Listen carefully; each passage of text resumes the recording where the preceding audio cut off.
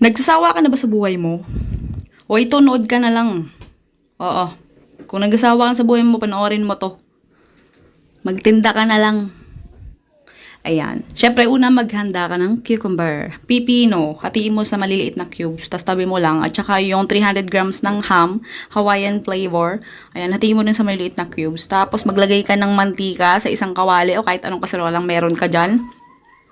Spread mo lang. Pag mainit na yung mantika, tsaka mo, igisa yung ham hanggang sa mag-light golden brown. Wag mo nang paabutin na mag-golden brown talaga siya o mag-tosta kasi medyo kukunat kasi yan kapag ka nasobrahan. O kaya kailangan light lang. Ganyan. Katulad nung nasa video. Tapos, salin mo sa isang lalagyan, tapos tabi mo lang pansamantala.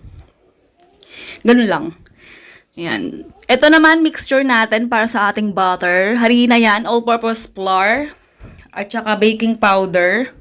Sunod niyan, baking soda. Kailangan talaga yung parehas na yan meron para maghalo yung boghag at saka smooth na texture. Ayan, naglagay din ako ng condensed milk. Yan ang pinaka-liquid natin. Bukod sa itlog at vanilla. Yung vanilla, optional lang yan kung ayaw mo ka maglagay. Essence lang naman yun. Tapos ito, suka para umalsa yung ating leavening. At saka mantika. Yung pamprito, oo, yun talaga yung ginagamit. Pero kung gusto mo mas healthy, kung medyo may budget, pwede namang vegetable oil o kaya kahit anong oil na gusto mo. Yan, pag nahalo mo ng kanya, pag naging smooth na, pwede mong itabi para umalsa ng mga 10 minutes ganun. Tapos magpahid ka ng konting butter sa kawali o kahit anong pan na gusto mong lutuan. Yung kantong kawali sa Shopee meron yan.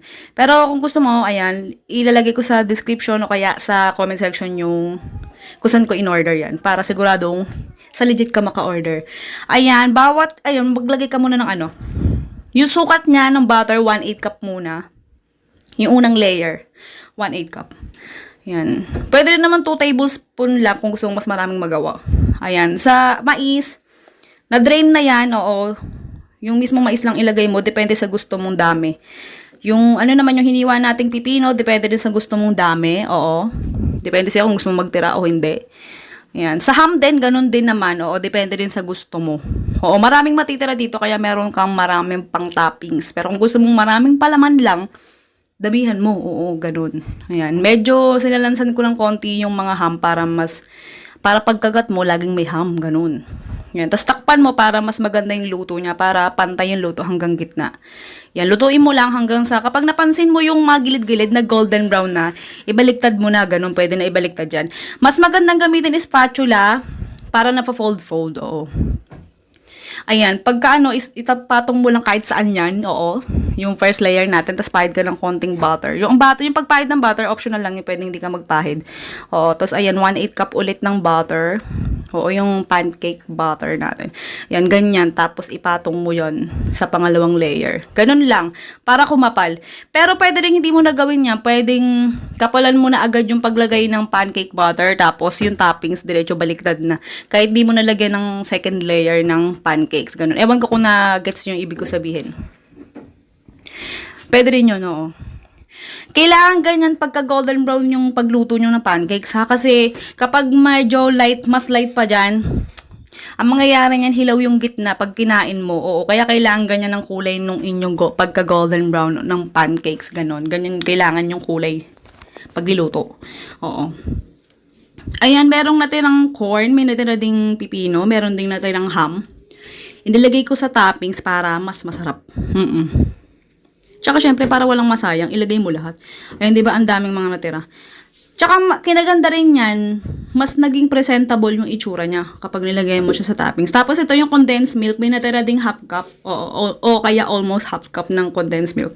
Hatiin mo siya sa 13 pieces. Ayan. Ganyan lang. Yung paglagay niya ng hot sauce at saka yung condensed milk para sa sauce, nakadepende sa'yo kung gusto mo. Meron kasing ayaw ng sauce. Oo. Ayan. Pwede mo rin siyang itinda ng ganyan nakalagay. Oo. Sa container. Ayan. Sa costing, kung gusto mong itinda to, panoorin mo hanggang dulo, nandun yung listahan ng recipe at saka costing. Ganon. Oo, ayan. Kung gusto mo lang tikman, pwede rin naman. Oo, try mo na. Sa costing, sa puhunan, nakatipende yan sa palengke pagbibilihan mo. Kaya, hindi talaga pare-parehas tayo ng costing. Oo, pero ito kasi sample lang for sharing naman. Sige na, goodbye. Good luck, love you. Kaya mo yan! Oo, ganyan ang buhay. Kaya lang, oo, kayang-kaya yan. Huwag ka magsawa sa buhay, ganun talaga.